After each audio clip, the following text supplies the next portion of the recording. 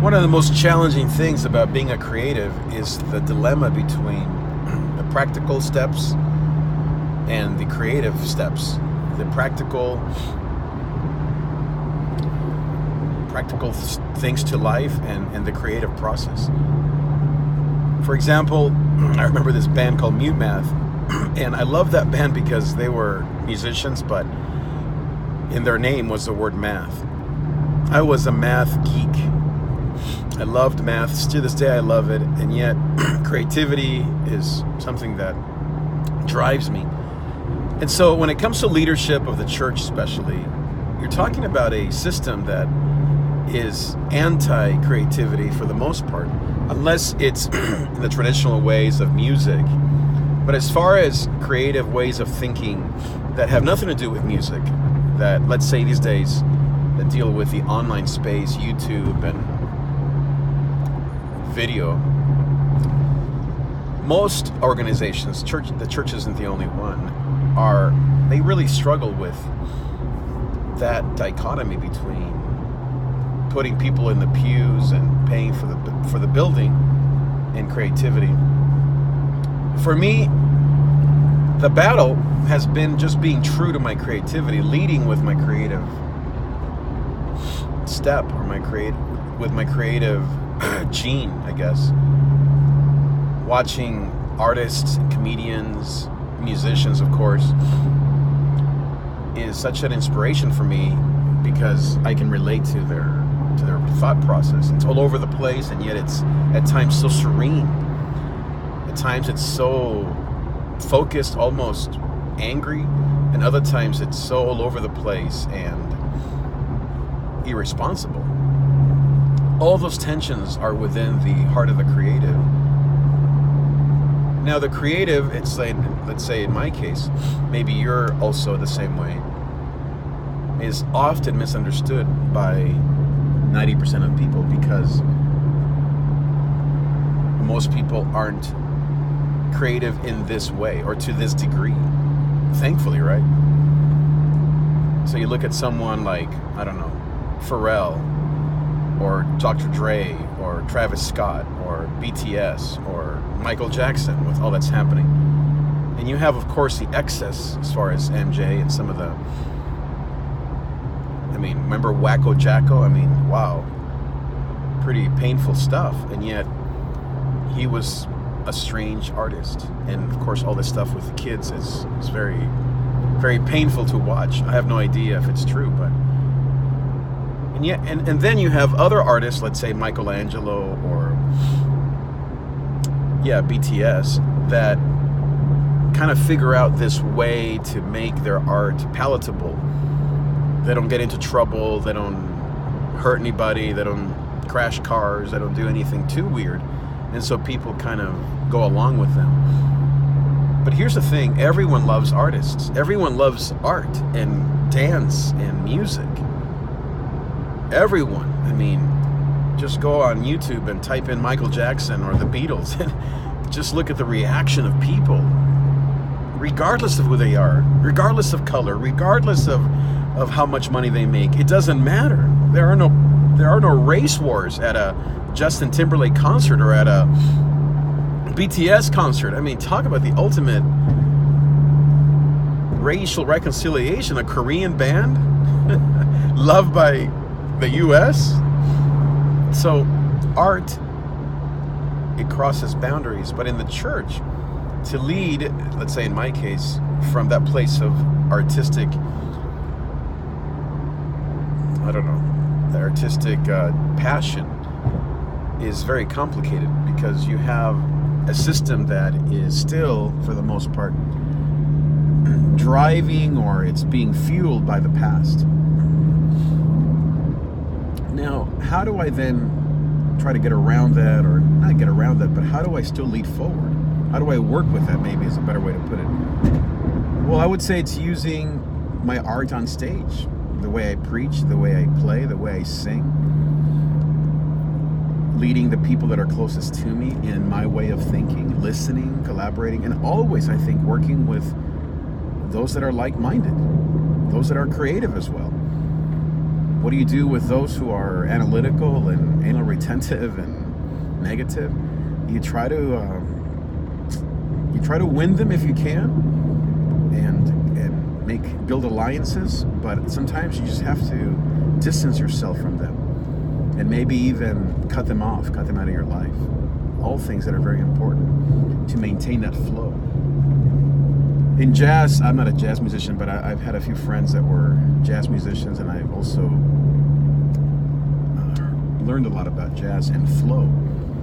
And the jazz musician, let's say Chick Corea and all the greats, they play music out of a place of flow. Maybe you don't know jazz too well. I really don't. But let's say Michael Jackson. I've been watching a lot of Michael Jackson just because of all the recent events. And when he did Billie Jean at the 25-year anniversary of Soul Train, there was this one video of current artists like theater directors and just young people, and they're looking at that dance from a creative place, and they're saying, look at how he's creating in the moment. Yeah, that's James Brown right there, but then he did his own little kick, and that's Michael Jackson. Yeah, that might be a little bit of Elvis or of Frank Sinatra or Fred Astaire, but that woohoo, some of those things, that's just MJ. That's just his just creating in the moment. That famous interview with Oprah, infamous I guess now, where she asked him about him holding his crotch, and Oprah, of course, the ultimate left brain person, CEO, she doesn't get it. And he says, I'm just responding to the music. It's got nothing to do with the actual action itself. And so when I lead, I don't hold things when I'm preaching. But my point is that the creative in an old system I lead from the instinct of the moment. And sometimes that instinct can be very volatile. I've had moments in meetings where I've gotten very upset at what was being said, and I'm not diplomatic or trying to make everyone happy. I speak my mind. And I think some of that is damaging, but some of that is just the truth of what's happening in the moment. And maybe that's the bad part of leading as a creative. But I think that's maybe 5% of the problem. 95% or 5% of the whole thing.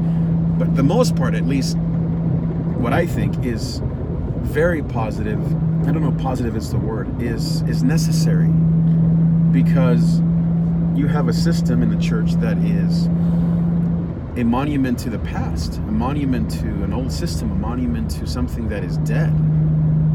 And yet we're certainly working our tails off to prop it up one last time. I'm not saying that Jesus is dead, or that God is dead, or that faith is dead. Of course not. It's thriving, if anything, among all ages. Giving is thriving. Giving hasn't changed one bit. It's just people aren't putting their eggs in the institution of church basket. But love is still something that people need every day. And so when I look at the future of the church and leading as a creative, I see it as a very difficult path. But the way forward, or what gives me hope, is when I'm being true to myself, being true to my art. Now, what does that mean? I would say at least three things. One is being true to the way I see the Word of God. I see God's Word as the ultimate artistic script. I have a friend who is the director of drama at a local high school, one of the best artistic high schools here in the area, or maybe in the country. And he leads from a script. I mean, you have to have something in writing. And really the Bible, to me, I see it as the ultimate script for life.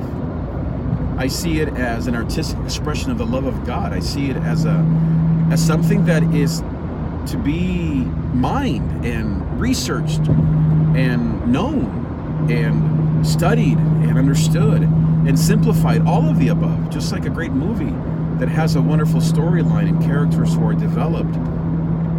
You admire something that is beautifully put together, and the Bible is that. Second, I would say my art. And so I guess to finish the thought with preaching, when I preach, yeah, of course I want to be like Joel Osteen and have 30,000 people. Yeah, I want to be John Gray and inspire 50,000 people with catchy phrases. I want to be T.D. Jakes. Of course I want to be the best communicator that I can be. But I've realized that my true magic comes when I see the Bible for what it is, and I speak it with passion, with love, with reverence, and I also have fun with it. It can be messy, it can be all over the place, it can be, I mean, obviously I still have to prepare and study and research, but, and I think that I'm still finding my way. I am still, maybe I'm only halfway there to my true potential in terms of communicating the Bible. Second is my music, of course, and so my music is very much, I would say it's maybe where I have the most tools, perhaps, or I've been practicing those tools for many years. And so, but then I would say the third place is leadership, is how I think and how I approach life. And that's where the rubber meets the road, because this is now where you interact with the most amount of people. This is what leaves room for the most misunderstandings, because it's not just, oh, that's a beautiful song, or, oh, okay, that's God's word. Now it's how I think, who I am. Personality, Aries, Enneagram 3, all these things, INFJ or ENTJ, whatever I am, all these things that are out there that, whatever, they matter. I don't live and die with them, for them, but then you have, of course, the whole immigrant thing. The fact that I am an American, but I was born in a different country, and I have that story. Plus, just my own pain and ups and downs, so my own vices and virtues. All that makes up a human being. So when it comes to the way I think, this is where I have the most problems with the outside world, and honestly with myself, because whatever my personality type is, if it is an INFJ, people expect or want me to lead with my words. But really, if you want to know what I want, is yes, hear my words, but most of all, just see what I do. And look at that as a way forward. Now, not everyone can handle the things I do. I'm just talking about being online, for example, having a program, or about listening to comedians, or about hanging out with young people and putting them on stage to speak instead of me on a Sunday morning, sharing the pulpit with the average person, not just the doctor of theology. Now, everything that I do is intentional, but I don't really know how it all fits in the moment, at that moment in time. Because I'm creating, I'm MJ, creating, dancing to the music. I'm grabbing the hat and kicking the leg up, and I mean, obviously I'm not MJ, but it has that similar feel. Someone was saying, I don't know if it was his producer or someone, that when he was still living at home with his parents, he had a room upstairs where he would practice all his dance moves. No one knew what he was doing until he would be on stage and people would say, oh my goodness, this guy's a genius. This guy is the best we've ever seen. No one like him. And that's how it is for all of us creatives. It is for me. I practice these things at home. I also have a room upstairs called my desk, called my couch, called my thoughts. My thoughts called reading and writing. I was listening to Pharrell, from the song Happy. And I love him and certain artists because they think in this certain way. Kanye West, for all his craziness, is another artistic person. And this is where artists can go bad. You don't think anything weird about Pharrell, but you do of Kanye. Who's the most creative genius? Probably Kanye. But we can, what's his name? Pharrell is more palatable for us. I mean, who doesn't like to sing the song Happy? But Kanye, wow, well, what's he up to? And so you have all these things with with art and with music that can be very difficult for the average person to understand, as well as I said, for the artist himself. But the way forward is to create, for the artist, for the artistic leader, to keep creating. When you get in trouble, meaning people misunderstand you, you have to be strong. You have to really trust that God will vindicate you. Check your heart. Love, love, love. I would say, like Paul says and Jesus, really, it's about love. You have to ultimately love and forgive, even if that hurts you, even if people misunderstand you, even if sometimes your love looks like hate, meaning that you're calling something out for what it is. Sometimes that's what love looks like. But I would say for the most part, love has to be kind and patient, and like 1 Corinthians 13. So leading as an artist is the way that I am, is who I am. I have specific things that I believe the church needs to do, invest in, but a lot of other things are still just theories, or not theories, things that I'm testing. They're not theories. They're things that I'm testing to see what God does. And eventually the artist writes an amazing song. So the risk, sure, it might be high. I don't think it's any higher than the engineer leading a church, or the strategist, or the perfect smile person, the CEO leading a church. There's risk involved. Yeah, sure, there's less risk when you have a CEO leading than an artist. But I would say for the artist, success is just around the corner. I mean, Michael Jackson was prolific as a writer, dancer, singer. He wasn't just some crazy artist. Even Kanye, as crazy, quote unquote, as he may be, he's a prolific creator, content creator. So you can't dismiss the artist because, oh, he's just lazy and doesn't do anything. If that's the kind of, we're not talking about those kinds of artists. We're talking about prolific artists. I'm a prolific content creator. And I lead from my art, my creativity. Now, what's the focus? What's the why for artists? It's always love. Always to love people, to love God. I would say love, maybe another way to put it, as far as the purpose or the why for the artist, is to heal the world.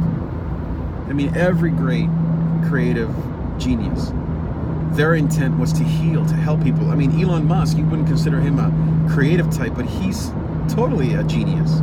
And what's his intent? Why is he building spaceships to go to Mars? To heal the land. That's the only thing that matters for the true artist, is to heal, is to love and heal, restore. That's all there is. Nothing else. Is not fame, money, glory, or even life. It's none of that. It's simply love. Love, love, love.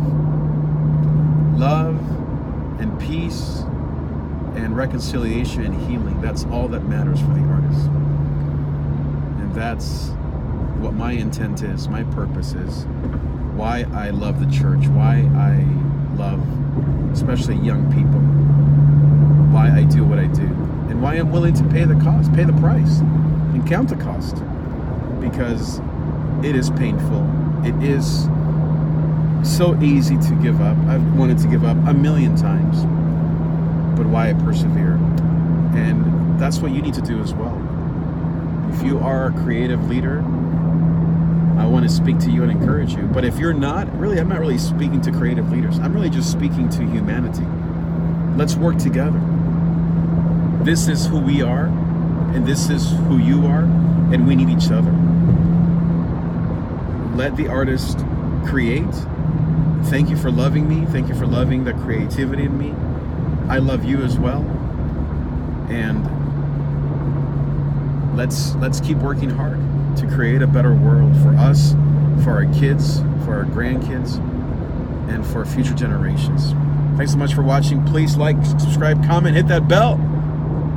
I'm on YouTube exclusively these days. I believe YouTube is the future. Thanks so much for watching. I'll see you next time.